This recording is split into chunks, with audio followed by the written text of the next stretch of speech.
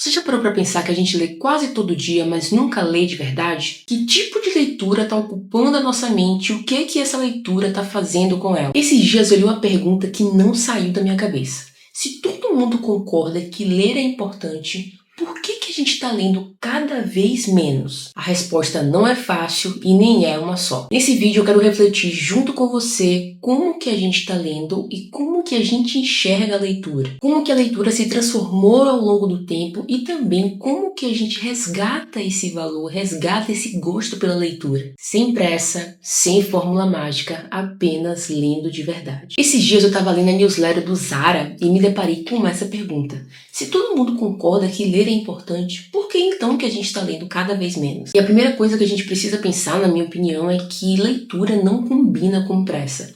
Eu não vejo a gente lendo rápido demais, eu não vejo a gente lendo com stories aberto, com a aba do computador aberta, ou com o celular o tempo inteiro aqui no TikTok e depois voltar para a leitura. Eu vejo isso como você conseguir absorver o que está no livro, a não ser que seja um livro muito curto, um livro até mesmo com uma informação mais simples, e aí sim faz sentido, ou eu diria que você conseguiria de alguma forma pegar uma ou outra informação. Mas querendo ou não, é isso que a gente tem. A gente tem as legendas dos stories, a gente tem as legendas do WhatsApp, a gente tem os textos do WhatsApp, a gente tem os textões das legendas das fotos do Instagram, a gente tem textos de notícias e, no geral, é isso que a gente lê todos os dias. Ou seja, é um conteúdo que se resume a notícias, que se resume a fofocas, que se resume, inclusive, a informações das quais a gente nem precisava saber de verdade. Eu já falei aqui, por mais que o mundo te diga o contrário, por mais que o mundo te coloque acelerado em leia mais, seja mais produtivo, você está perdendo tempo, ler devagar ainda é a melhor opção. Mas como que você diz isso, Ana, se a escola está privilegiando a quantidade ao invés da qualidade? Bom, na escola a gente tem uma luta de dois polos, o polo de ser sustentável, por isso que tem que ter mais alunos numa sala menor, com um professor para dar conta, enquanto que o mais importante é você mostrar que alguém passou no vestibular de medicina, ou que alguém foi em primeiro lugar e etc., mas a educação do ser humano ali fica para depois, né? Não é à toa que a gente pode observar que existem pessoas com uma formação muito boa, um cargo muito bom, mas ainda assim possuem uma dificuldade extrema, tremenda em relação à interpretação de texto, em relação à escrita. Uma escrita técnica sobre a área dele, ok, mas quando vai para a área da subjetividade, da imaginação, muitas pessoas não desenvolveram isso. Então isso aqui fica atrofiado e fica muito mais no campo de eu faço isso, é desse jeito, é dessa forma, eu sei escrever sobre isso, eu sei ler sobre isso, mas se for ler sobre outra coisa, não vai dar certo. E sobre isso, o Zara também fala algo bem interessante no newsletter dele, que é o seguinte: um tempo guiado pelo imediatismo, pela ciência e a tecnologia que transformou a educação na mera busca pela formação para utilidade e esqueceu a literatura. Não é à toa que a gente vê, inclusive aconteceu comigo, da literatura ser colocada pra gente como algo obrigatório, sem gosto, aliás, com um gosto bem amargo, porque você tinha que ler determinados livros para discutir, para uma prova. Antigamente, inclusive, não era tudo Enem, né, gente? A gente tinha provas de cada faculdade, e essas provas de cada faculdade tinham livros específicos. Então, as escolas faziam a gente ler esse livro para fazer uma prova. Não era ler esse livro para compreender aquela época, não era ler esse livro para compreender como que as pessoas pensavam e como que a gente pensa hoje, entende? E não é culpa dos professores. Que culpa tem os professores se eles eram obrigados, se eles são obrigados a seguir uma determinada cartilha, uma determinada instrução para que as pessoas ao final façam uma prova. Se ele não fizer, um outro vai fazer e ele perde o emprego. O desafio, portanto, é pensar como que eu faço diferente. Não é à toa que eu não dou aulas, eu faço o meu canal aqui, porque aqui eu faço as coisas como eu quero. Eu não preciso seguir nenhuma cartilha, entende? Porque eu acredito que quando a gente encara a literatura como uma mera forma de adquirir informação, de saber mais e etc., a gente mata uma parte muito importante da literatura. E aqui você vê que eu falo da importância de você se perguntar, de fazer perguntas para o livro, mas por outro lado eu também falo, gente, ler por ler. Existem esses dois polos, esses polos não se excluem. Existem momentos que você vai precisar perguntar para o livro, existem momentos que você não vai fazer pergunta nenhuma, ele vai te entregar algumas perguntas que vão ficar com você. E não necessariamente você precisa estar sempre perguntando para o livro, querendo descobrir os pormenores do autor. Uma leitura do início ao fim vai te transformar de uma forma que quando você perceber que você largou essas amarras, você não vai acreditar o quão é transformador. Ou seja, esquece essa porcaria de eu preciso de mais um hack, eu preciso de mais um jeito, eu preciso de mais uma forma de ler mais rápido. Esquece isso. Porque quando você lê devagar, você está se entregando para o momento. E é piegas, não sei, você pode achar.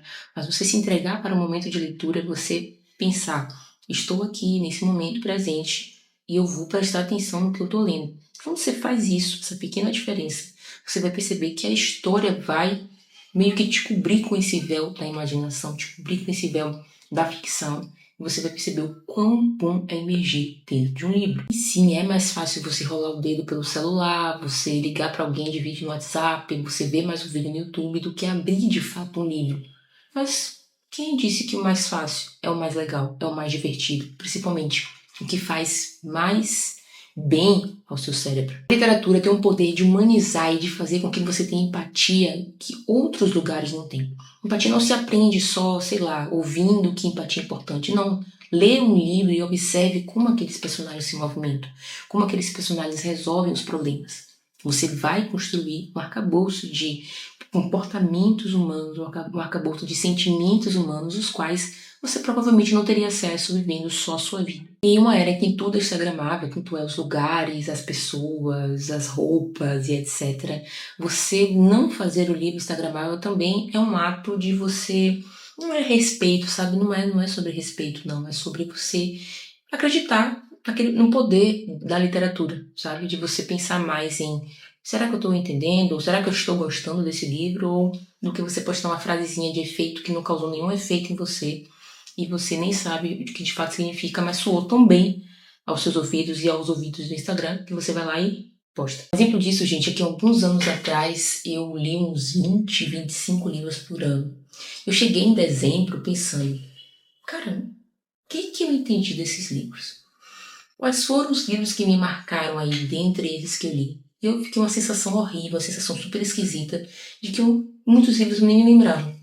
Que eu estava muito mais pelo hype de mostrar ali que eu estava lendo do que ler de verdade. E é por isso que surgiu o Clube Leituras em Série, que é um clube de leitura temático, em que cada temporada a gente lê um tema diferente. A primeira temporada foi Mundos em Colapso, em que a gente leu autores distópicos. Essa segunda temporada é o Entre Linhas do Agora, em que a gente vai mergulhar nos autores contemporâneos, discutir o nosso tempo, discutir a contemporaneidade, e entender como que a gente tem coisas novas e coisas que a gente ainda vê nos livros clássicos e que são importantes também no mundo de agora. Se você quiser conhecer e saber mais sobre o clube, clique aqui no primeiro link na descrição. E vale lembrar que os primeiros 50 inscritos ganham o kit leitor fora de série, que é uma Moleskine, uma caneca e uma caneta para você ter o kit perfeito para ter uma leitura de verdade.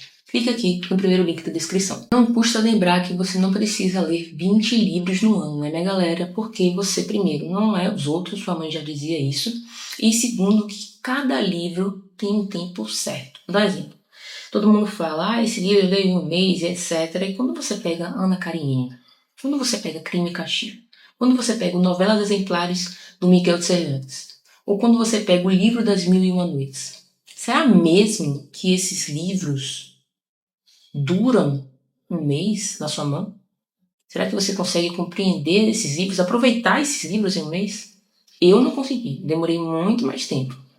Ana Karenina mesmo eu levei, não sei, mas foi mais de um mês e eu tenho certeza que eu vou reler esse livro, porque eu já falei inclusive sobre isso, sobre reler livros é muito importante e alguns livros pedem uma releitura. Com essa mentalidade de ler devagar, a gente começa a observar pontos interessantes. Por um exemplo, em um momento, a gente não tinha computador, não tinha escola e etc.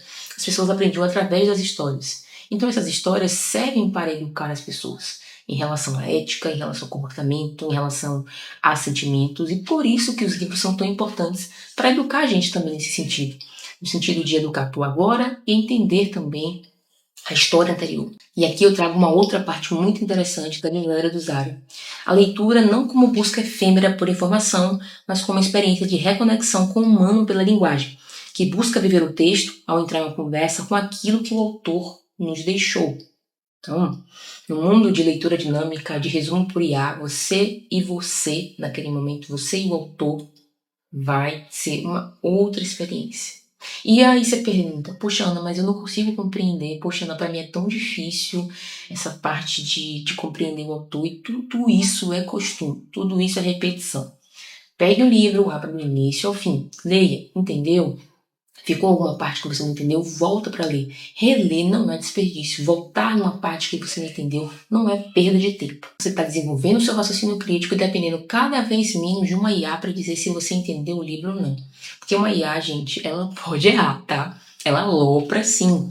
Ela alopra. Então ela pode dizer o resumo de um livro que não é. Ela pode dizer uma informação que não existe. E você tomar isso por verdade e acabar indo por um caminho que não existe no livro. Então nem sempre o livro tem um enigma para resolver, nem sempre o livro vai estar te dando uma resposta para os problemas universais. Às vezes um livro está querendo te mostrar uma história muito divertida, muito engraçada e que você pode tirar ou não uma resolução dali. E você pode pensar depois de 10 anos uma resolução.